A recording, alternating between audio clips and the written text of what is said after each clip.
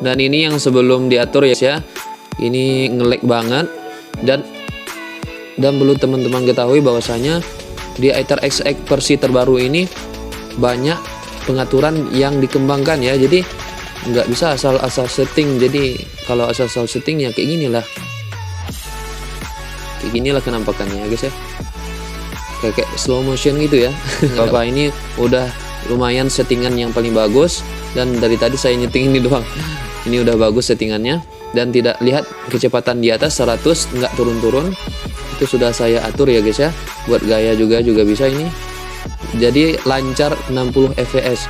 Jadi teman-teman silakan atur seperti ini ya. Nah, lumayan guys. Jadi teman-teman juga bisa membuat layarnya miring itu ya, 16:9, tapi saya lebih suka kayak gini. Oke, welcome back to my channel. Pada kesempatan kali ini kita akan memberikan sebuah tutorial kepada teman-teman bagaimana caranya mengatur atau men-setting Aether XX2 agar lancar ya kan. Dulu juga pernah saya buat tutorialnya, itu versi lama. Sedangkan yang sekarang adalah versi terbaru Aether XX2 yang telah banyak diperbaharui oleh developernya. Contohnya di sini saya bisa perlihatkan kepada teman-teman bahwasanya Aether XX2 sudah saya update, dan ini adalah versi terbarunya yang ada di Play Store. Dan pada versi ini cukup banyak perubahan, dan jikalau tidak bisa mengatur atau mesting, nah otomatis game kalian yang dijalankan pasti akan nge-lag. Karena saya pun sendiri mengatur ini cukup lama saya mengotak-ngatik, dan ini adalah pengaturan settingan yang paling bagus menurut saya, dan saya akan bagikan kepada teman-teman sekalian. Dan juga bagi teman-teman yang belum subscribe, silahkan subscribe, dan juga jangan lupa like, komen, dan subscribe ya. Nah, di sini saya juga memberikan sedikit ulasan dari teman-teman sekalian. Ulasannya juga cukup bagus, cukup 4.7 ya. Dan saya tekankan lagi, Aether XX2 lebih bagus dan lebih paten pada emulator PS2 daripada Damon PS2. Nah, kita langsung saja buka Aether XX2 nya. Oke. Nah, di sini kebetulan saya juga download Downhill Domination, dan yang percobaan tadi saya juga pernah coba Div Jam juga, tapi karena memori saya penuh, tidak cukup, saya ambil sebagai contoh yaitu Downhill saja. Oke, kita langsung buka saja ya guys ya, Downhill. Ini lumayan berat juga ya gamenya, dan juga pengaturannya sudah saya atur gitu. Siap, kita langsung kepada settingannya. Silakan teman-teman atur sesuai dengan settingan yang telah saya tetapkan di sini ya. Kita ambil saja pengaturan di sini. Ada beberapa, kita ambil umum saja dulu. Umum, silakan teman-teman lihat, yang diaktifkan silakan diaktifkan, yang non-aktifkan berarti di non-aktifkan aja. Di sini bot cepat silakan diaktifkan karena ini melampaui BIOS ya, nggak perlu pakai BIOS lagi karena nggak bagus. Oke, aktifkan kode patch, dimatikan saja. Simpan status saat mematikan, silakan dimatikan. Perluas ke area potongan, ini untuk notch ya, dimatikan saja. Nah, rotasi layar silakan sesuai selera. Sejajarkan tampilan. Nah, ini nggak usah di setel, nggak penting.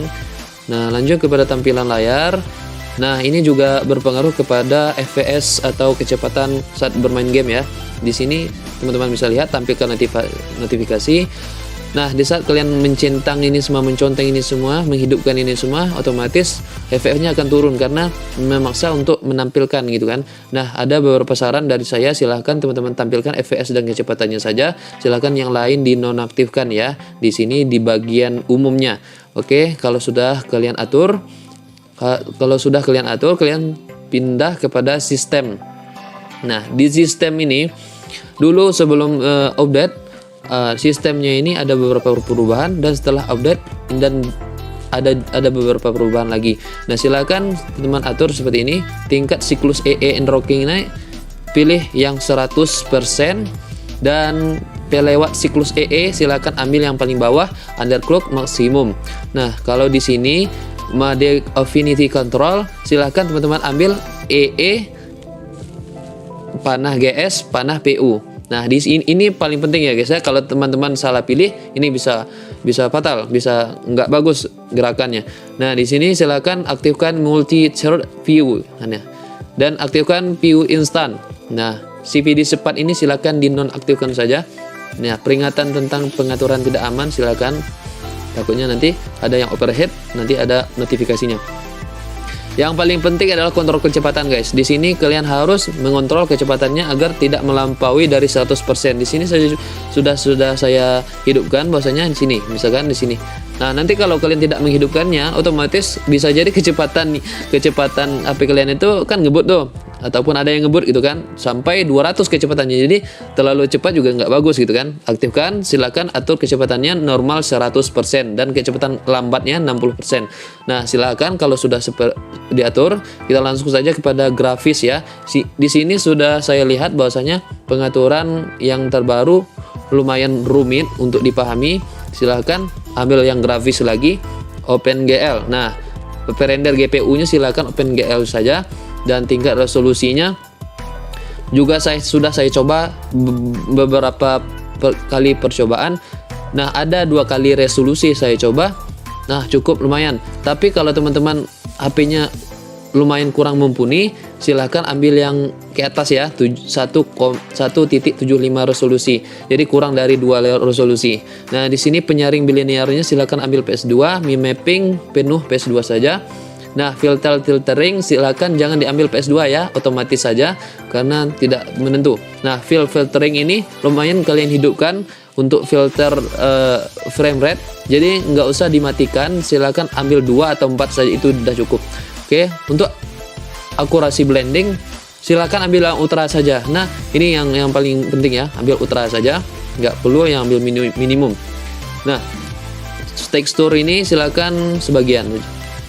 Nah, aspect ratio silakan teman-teman sesuaikan dengan selera saja.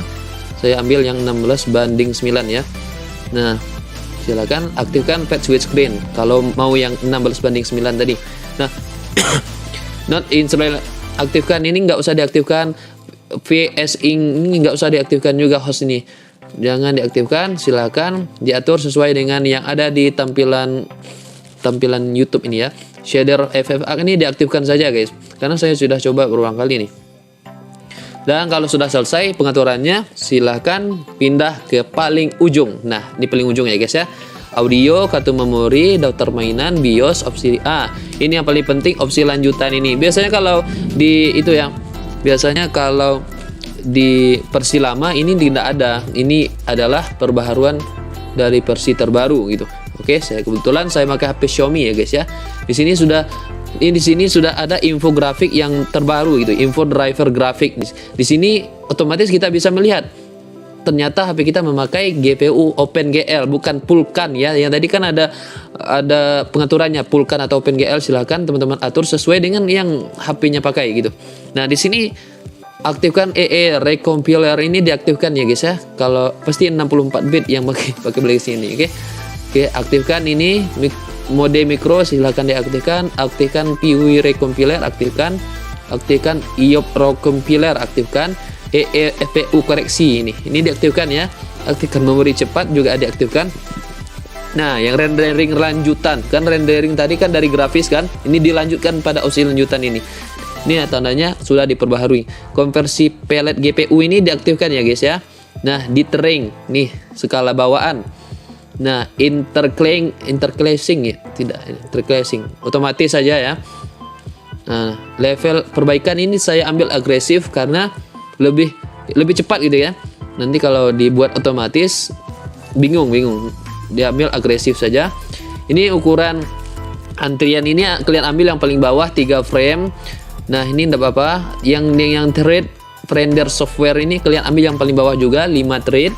Nah, sekarang kalau di bawah ini kan 2D penskalaan integer.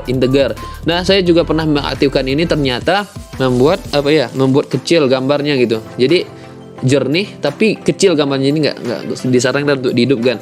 Nah, nih unscaling blender aktifkan saja. Offset layar di nonaktifkan. Tampilkan opaque screen non. Anti blur aktifkan. Nonaktif intercal offset. Nah, matikan. lewati frame duplikat. Nah, ini perlu diaktifkan. Sinkronasi ke host refresh rate aktifkan. Dan yang aktifkan mencatat log chat. Nah, ini matikan. Aktifkan pencatat file, matikan, karena semakin banyak catat nanti malah nge-lag.